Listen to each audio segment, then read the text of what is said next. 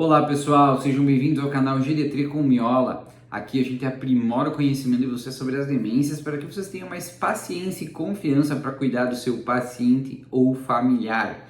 Eu sempre digo que o desconhecimento é um dos piores problemas de quem cuida de pacientes com demência. Meu nome é Vinícius Miola, eu sou médico geriatra e hoje a gente vai falar sobre uma dúvida muito comum. O que fazer quando o meu paciente começa a pedir por familiares que já faleceram, né, pessoal? Então, essa aqui é um sintoma muito comum dos pacientes com doença de Alzheimer. Primeiro, vamos entender o porquê disso acontece, em que momento isso acontece, né? Então, esse é um sintoma comportamental bastante comum dos quadros de doença de Alzheimer, é presente em diversos pacientes, tá? Que vão acabar apresentando esse sintoma em algum momento da evolução da doença, e ele geralmente aparece no início para metade da fase moderada da doença, tá? Que é quando a nossa memória começa a ter um comprometimento um pouco maior, né?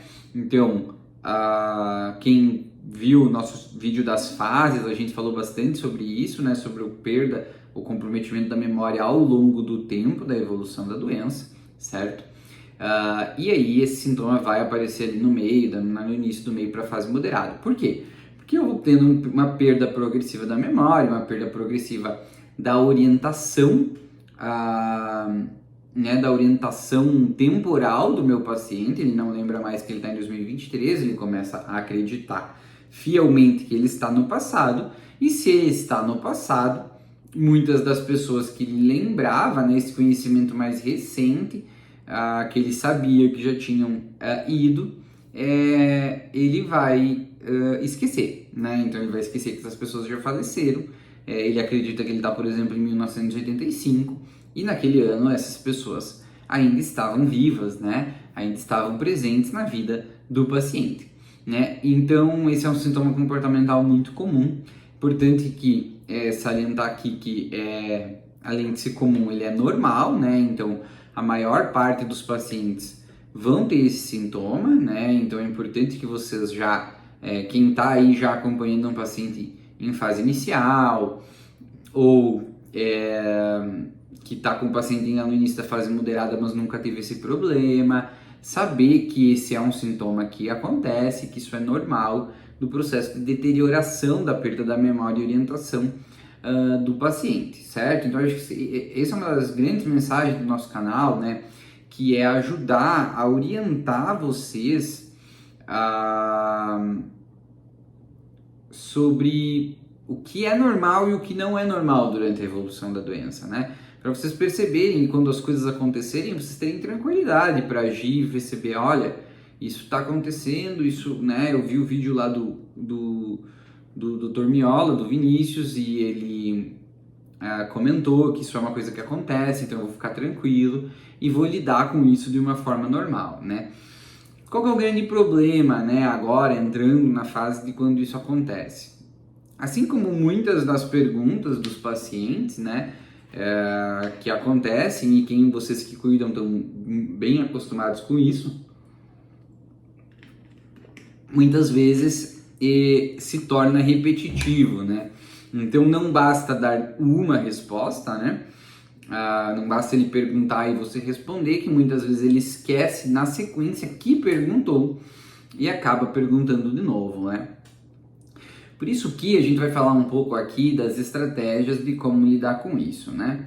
E aí, esse é o tipo de alteração que muitas vezes a gente comenta, né, que a melhor abordagem seria uma mentira terapêutica, ou, né, do que lidar com uma verdade inconveniente, né? Ou seja, não vai adiantar você falar para ele que o familiar dele está morto, porque ele não vai reter essa informação, né? Então, na maioria das vezes, você vai estar expondo ele a uma informação que não é agradável e que, muito provavelmente, na sequência de dias ou semanas, ele vai esquecer. E o que acontece na maioria das vezes é que ele volte a perguntar de novo, né? E esqueça aquilo que você falou, né? Claro, muitas vezes, quando a gente fala de mentir para o paciente, tem muitos familiares que ficam desconfortáveis, né? Ah, mas ele está pedindo da mãe dela, né? Como que eu vou falar uma coisa que não é verdade, né? Não dizer a verdade para ele sobre a mãe dele, né? Então, ou sobre o tio, sobre o avô, sobre o esposo, né? Então, muitos familiares ficam desconfortáveis, né? Mas o que a gente tem que pensar, pessoal, o que acontece na maioria das vezes nesse cenário com esses pacientes, né? O paciente faz essa pergunta, o familiar, né, quer falar a verdade, não quer omitir, ou não sabe que deveria mentir ou omitir algo dessa forma, e você vai lá e fala a verdade para ele, né? Então, né, cadê minha mãe? Onde é que a minha mãe foi, né? Queria falar com ela. E aí você chega lá e diz, não, seu João, a sua mãe já faleceu faz 30 anos, ela não tá mais aqui conosco, né? Infelizmente ela já faleceu, né? Já faz um bom tempo. Qual é o problema disso? Isso geralmente gera duas reações possíveis do paciente, né?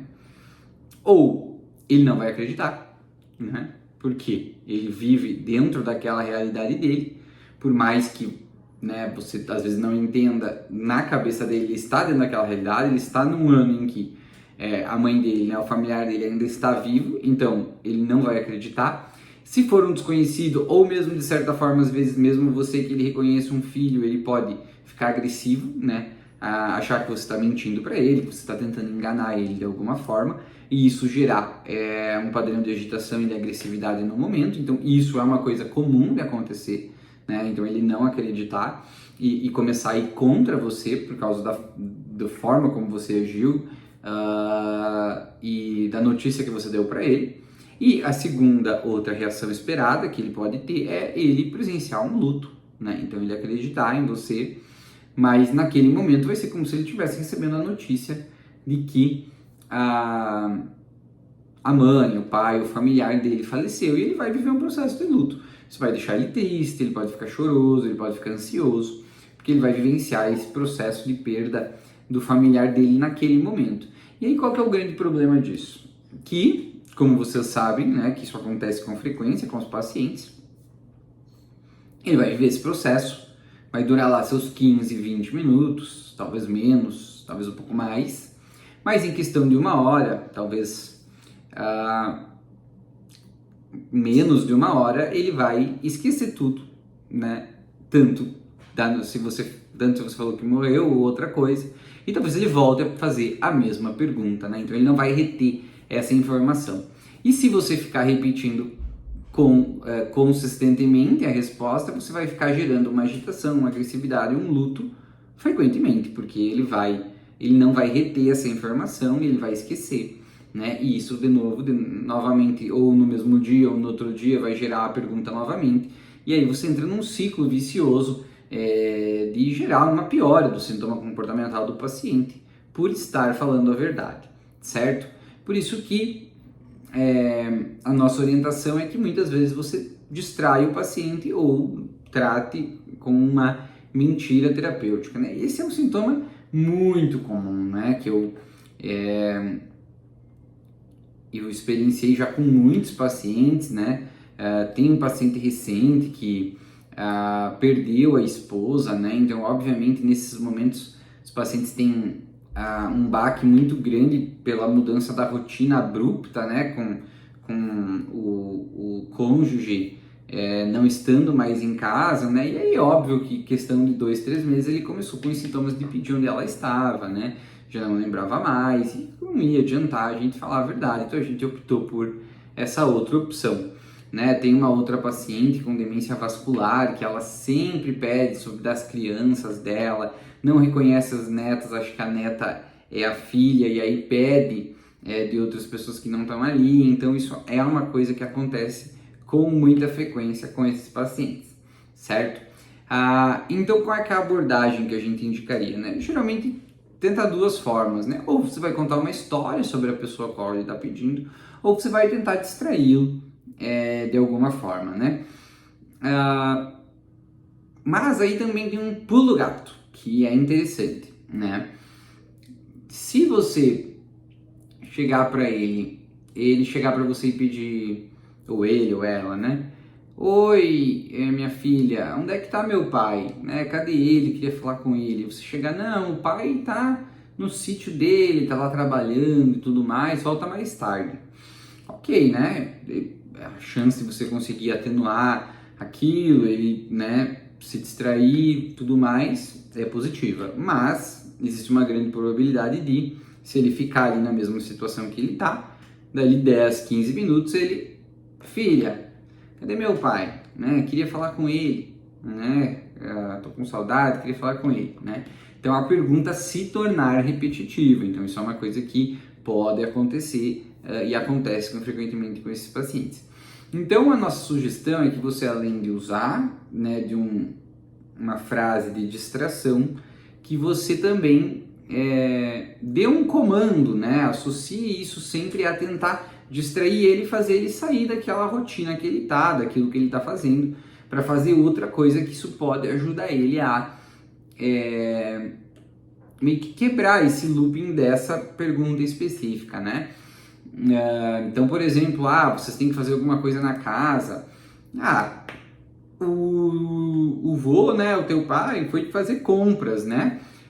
Volta daqui umas 2 horas, vamos nós também fazer alguma coisa, vamos dar uma volta, aproveitar que ele foi, vamos fazer compras nós também, ou vamos aproveitar esse momento e vamos organizar a cozinha para fazer o almoço, ou vamos aproveitar esse momento e vamos jogar um jogo, fazer uma leitura, né?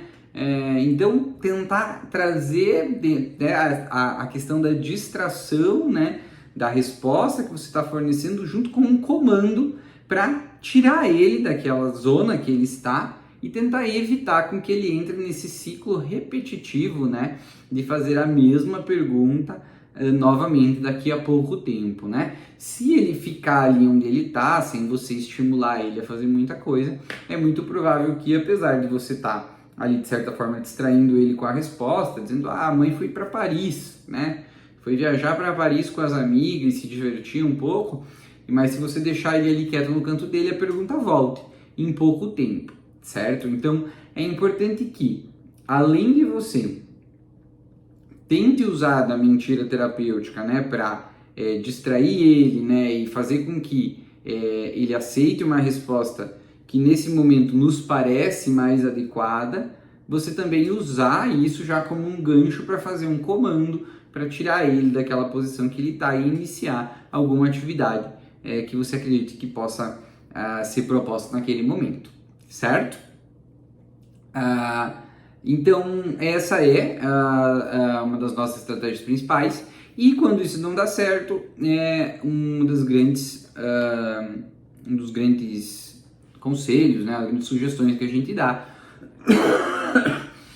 é que você use algum outro método para distrair o paciente, né? Então não responda, por exemplo, a pergunta, mas convide ele para fazer outra coisa, chame ele para alguma outra atividade que você estava programando dentro de casa, né? Para ir fazer alguma das atividades que vocês combinam. Vamos ali montar o quebra-cabeça juntos, né? Então, ele pede, e aí, minha filha, cadê meu pai? Né? Onde é que ele foi? Você, não sei, mãe, vamos montar um quebra-cabeça? Vamos ali, né, que a gente estava se programando? Leva ela, vai lá, começa a montar o quebra-cabeça. Vamos fazer um desenho, vamos pintar nosso caderno de colorir, vamos brincar com a boneca, vamos pegar a nossa criança lá e cuidar no carrinho, ou vamos dar uma volta em casa, vamos dar uma volta com o nosso cachorro, ou vamos escutar música, né? Traz a musicoterapia para dentro do cenário para tentar ajudar na distração desse paciente, né? Então, você desvia o assunto e já leva isso para um comando, para uma ação que vai fazer com que o paciente perca o foco naquela pergunta que ele vinha fazendo. Porque se você ficar focado naquilo ali, a maior probabilidade é que ele volte a perguntar, ou você entra nesse sistema de resposta, luto, agitação e agressividade, que vai ser sempre ruim tanto para você quanto para o seu familiar. Beleza, pessoal?